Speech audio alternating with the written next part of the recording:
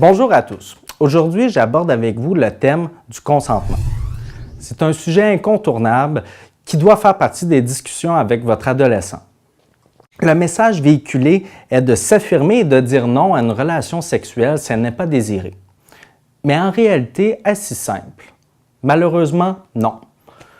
D'autant plus que lorsqu'on est ado, que tout est nouveau et que nous sommes en période d'apprentissage, la notion de consentement peut également devenir beaucoup plus complexe. Ils ont donc besoin de notre regard d'adulte pour les aider à clarifier le tout, puisqu'ils ne feront pas toujours face à un oui clair et limpide. Il est essentiel d'être à l'écoute de son partenaire afin de déceler ses réelles intentions.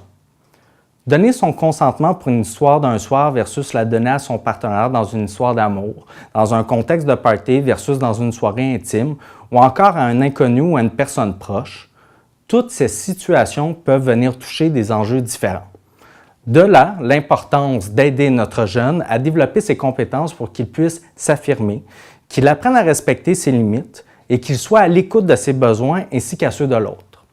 Maintenant, voici quelques pistes qui vous aideront à guider votre adolescent et à alimenter son sens critique concernant la notion du consentement. Vous pouvez sensibiliser votre ado à prêter attention aux signes non-verbaux de son partenaire.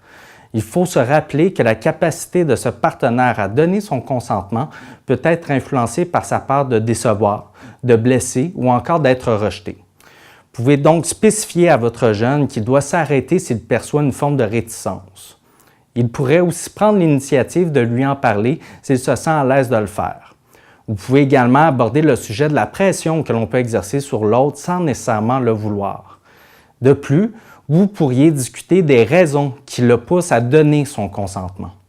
Avant un rapprochement intime, il peut se poser des questions comme « Est-ce que j'ai vraiment envie de le faire? Pour quelles raisons j'ai envie de le faire? Est-ce que j'ai subi une pression quelconque?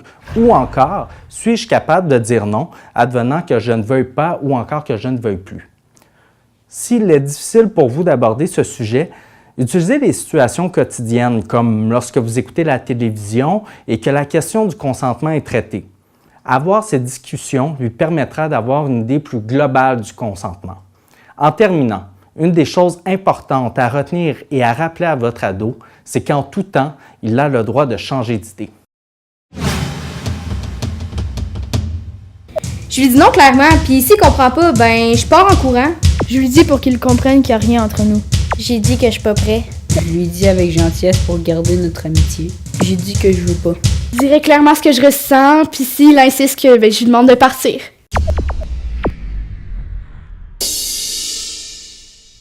Tu connais Pierrette?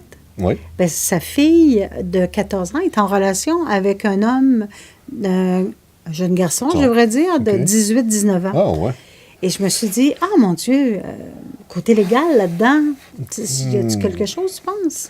Ben moi, j'irai m'informer parce que je trouve ça important pour les parents et pour l'enfant aussi, hein, pour la mettre dans une bonne situation. Effectivement. Il y a peut-être des éléments importants à savoir dans des situations comme celle-là. Oui, absolument. Découvrez la réponse à la question des parents en consultant l'édito de Gabriel Lavoie au www.blitz.ca. Vous y trouverez des informations pertinentes et complémentaires au sujet traité dans la capsule.